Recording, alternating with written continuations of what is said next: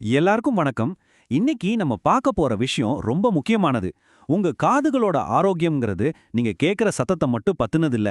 அது உங்க முழு உடம்பையும் சம்பந்தப்பட்டது. ஆமாங்க. சோ, நம்மளோட கேட்கும் திறனை இயற்கையான முறையில எப்படி இன்னும் சூப்பரா வச்சுக்கலாம் தான் இந்த பகுதியில பார்க்க போறோம். வாங்க உள்ள போலாம். எப்போவாச்சும் ஒரே சத்தமா இருக்கிற ஒரு ரூம்ல மத்தவங்க பேசுறத கவனிக்க ரொம்ப கஷ்டப்பட்டிருக்கீங்களா? நம்மள பல பேருக்கு இந்த அனுபவம் கண்டிப்பா இருக்கும். இது ஏதோ ஒரு சின்ன எரிச்சல்னு மட்டும் நினைக்காதீங்க. நம்மளோட கேட்கும் திறன் நமக்கு ஏதோ ஒரு சிக்னல் கொடுக்க முயற்சி பண்ணதுனோ இருக்கலாம். உங்களுக்கு ஒரு ஆச்சரியமான விஷயம் சொல்லட்டுமா? நம்ம உண்மையிலேயே கேட்கறது நம்ம மூளையில தான் நடக்குது. காதுகள் சத்தத்தை சேகரிக்குது அவ்வளவுதான். ஆனா அந்த சத்தத்துக்கு ஒரு அர்த்தம் கொடுக்கறதே நம்ம மூளை தான். அதனால தான் கேட்கும் திறனை நல்லா வச்சுக்கணும்னா காதுகளை மட்டும் பார்த்தா பத்தாது. நம்ம முழு உடம்பையும், முக்கியமா நம்ம மூளையையும் நல்லா பார்த்துக்கணும். சரி, முதல் பகுதிக்கு வருவோம். நம்ம காதுகளுக்கு உள்ள இருந்து எப்படி சக்தி கொடுக்கலாம், அதாவது நம்ம சாப்பிட்ற சாப்பாட்டு மூலியமா எப்படி ஊட்டம் அளிக்கலாம்னு பார்க்கலாம். இந்த ஸ்லைடை ஒரு நிமிஷம் பாருங்க. பெரி, நட்ஸ் இதெல்லாம் இருக்கிற ஆன்டி ஆக்சிடென்ட்ஸ் இருக்கு இல்லையா, அது ஒரு கவசம் மாதிரி செயல்படுது. அதாவது பெரிய சத்தத்தால நம்ம காதுல இருக்கிற செல்களுக்கு பாதிப்பு வராம தடுக்குது. அதே மாதிரி மீன்ல இருக்கிற ஒமேகா 3 நம்ம உள்காதுக்கு ரத்த ஓட்டத்தை அதிகரிக்குது. ஸோ நீங்க சாப்பிட்ற ஒவ்வொரு வாய் சாப்பாடும் உங்க காதுகளுக்கு நீங்க செய்யற ஒரு இன்வெஸ்ட்மெண்ட் மாதிரி தான். இதை இன்னும் சிம்பிளா புரிஞ்சுக்கலாம் வாங்க.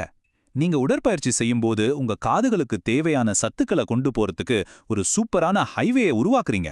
ஆனா புகைப்பிடிக்கிறது என்ன பண்ணுது தெரியுமா? அந்த ஹைவேல ஒரு பெரிய டிராஃபிக் ஜாம் உருவாக்குது.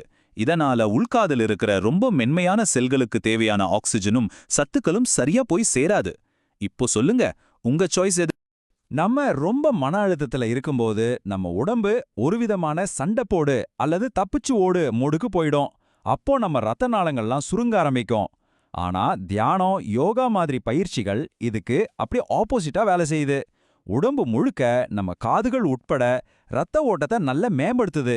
சிம்பிளா சொன்னா அமைதியான மனசு தெளிவான செவித்திறனுக்கு வழிவகுக்கும். ஓகே, இப்ப 2வது பகுதிக்கு போலாம். நல்லா சாப்பிட்டா மட்டும் பத்தாது, நம்ம காதுகளை வெளியே இருந்து வர்ற ஆபத்துகள்ல இருந்து எப்படி காப்பாத்திக்கிறதுன்னு தெரிஞ்சுக்கணும் இல்லையா? அது ரொம்ப முக்கியம்.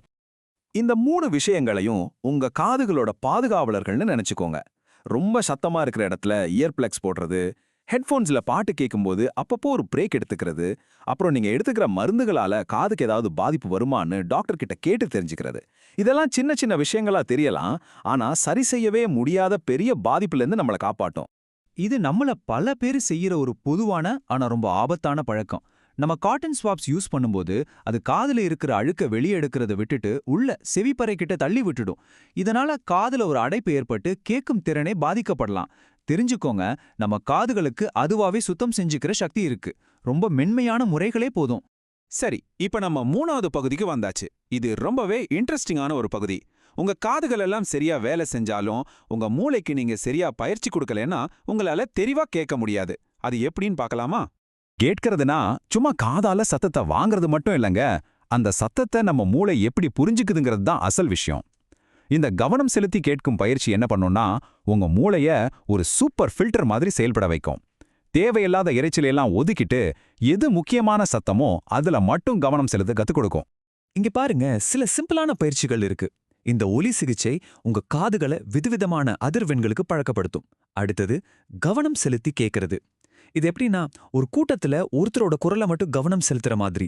இது உங்க மூளையோட ஃபில்டரிங் திறனை அதிகப்படுத்தும். இதெல்லாம் உங்க செவிப்புலன் அமைப்புக்கு நீங்க செய்யற ஒரு ஒர்க் அவுட் மாதிரி தான்.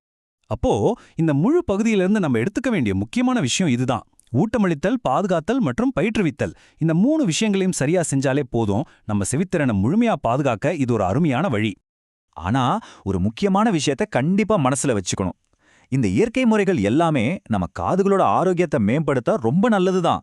ஆனா உங்களுக்கு உண்மையிலே கேட்கும் திறனுல தீவிரமான பிரச்சனை இருந்தா தயவு செஞ்சு ஒரு மருத்துவரை போய் பாருங்க. அவங்க கிட்ட முறையான ஆலோசனை வாங்குறது தான் ரொம்ப ரொம்ப அவசியம். இதை மட்டும் எப்பவும் மறக்காதீங்க. சரி, இந்த பகுதியை முடிக்கிறதுக்கு முன்னாடி நீங்க உங்களுக்குள்ளேயே ஒரு கேள்வி கேட்டுக்கோங்க.